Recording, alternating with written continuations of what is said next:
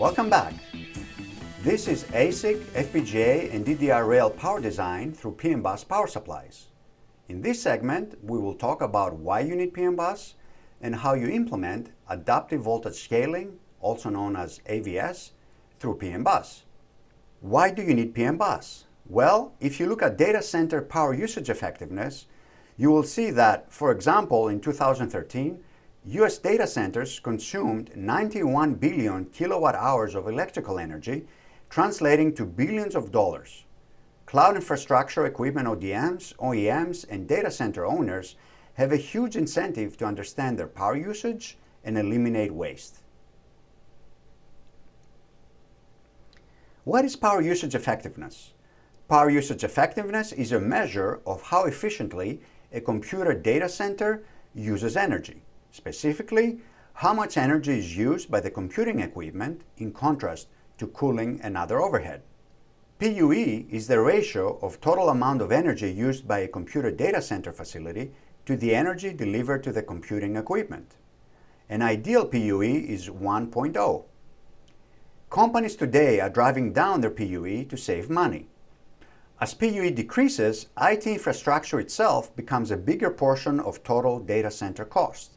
The only way to keep reducing cost is to decrease IT power waste. As a point of reference, Google boasts PUE of 1.12. That means the servers and IT equipment account for about 89% of the energy used in their modern data centers.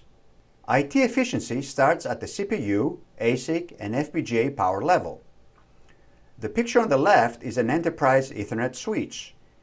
It has several mid and high current CPUs, ASICs, or FPGAs on it, and they all need precise power. Modern CPU, ASIC, and FPGA power is not trivial. We are dealing today with ASICs and FPGAs requiring higher currents, faster load transients, and tighter tolerances.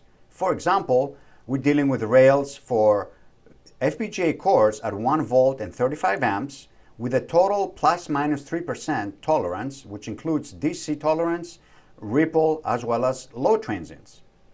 There are multiple power domains that require complex sequencing. A single board can have 30 or more power rails that need to be properly sequenced for safety. PMBus offers active power management that enables less power usage and better power control. Active power management, as a matter of fact, is most commonly implemented through PMBus. PMBus communication, control, and telemetry can provide adaptive voltage scaling for reduced power usage, multiple rail control for supply sequencing and reconfigurability, power supply monitoring for board-level power use information and fault monitoring, and temperature information for load balancing and/or enhanced reliability. The scope picture on the right shows you 3 PMBus regulators sequenced through the PMBus interface. There are PMBus benefits in other applications, such as data collection. Customers can collect data in the hopes that later analysis will help them make better decisions in the future, perhaps optimize the power stage, such as the FETs or inductors, and make decisions how to optimize the power design and improve efficiency. Live performance monitoring. Customers are able to provide a dashboard for real-time diagnostics and optimization of their system. System characterization. Customers use telemetry in initial builds and possibly during in-circuit test to help refine unknown parameters like current levels and board temperatures during test and qualification, but they do not use PMBus in live systems. And last but not least, failure analysis. Customers ask for black box or status saving. Telemetry data has to be available after a failure to analyze the failure to determine the root cause and also determine a failure prediction mode. So how do you implement adaptive voltage scaling through PMBus? Why do you need adaptive voltage scaling? Well, AVS reduces total energy use while maintaining performance. Process variation today causes different ASICs and FPGAs to have performance for the same input voltage. Strong devices are burning more power than needed. Also, these ASICs and FPGAs are able to do dynamic frequency scaling. As an example, processor frequency and input voltage can be reduced to save power when there's no need for a lot of data processing. There are several types of AVS. Here we're showing you a TI DSP example. There's static adaptive voltage scaling. It optimizes for process variation and component tolerances. There's class 0, where output voltage is tuned on a per board basis at in-circuit test or first power on. There's class 1, where the output voltage is tuned at each board power on to account for aging effects. Static AVS also allows designers to trim out external component tolerances like feedback divider tolerances. There's also dynamic adaptive voltage scaling. It optimizes for traffic, frequency scaling, and temperature. Class 2 uses software or firmware to periodically adjust the output voltage on the fly based on sensed system conditions. Class 3 uses closed-loop hardware control to adjust the output voltage on the fly. In Class 3, the DSPs use onboard monitors for voltage, current, and temperature to tell the voltage regulator to go to a different voltage if needed. The good news is PMBus supports all 4 types of AVS. There are various methods of AVS, and here we're going to talk about AVS through trim and margin. So let's talk about AVS methods. One method is through trim and margin. This method uses the VREF trim and step VREF margin high or step VREF margin low commands. It's based on the equation that you see at the top. Output voltage is equal to the reference voltage of the IC times 1 plus the ratio of the top resistor to the bottom resistor in the resistor divider network. There are several TI parts that implement this method. When you choose this method to change the output voltage of the regulator, you have to keep in mind that you're really changing the reference voltage of the IC, and so these functions are relative to the reference voltage, and therefore you need to scale the values by the resistor divider to reflect them at the overall output voltage.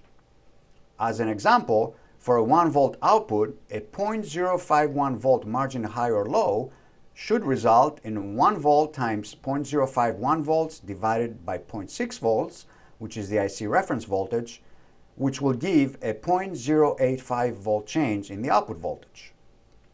As another example, if you are implementing VREF trim command and you want to set it to 0.02 volts, in actuality, the output voltage will be 1.033 volts because it will be the 0.02 volts VREF trim voltage divided by the 0.6 volt IC reference voltage added to the 1 volt output.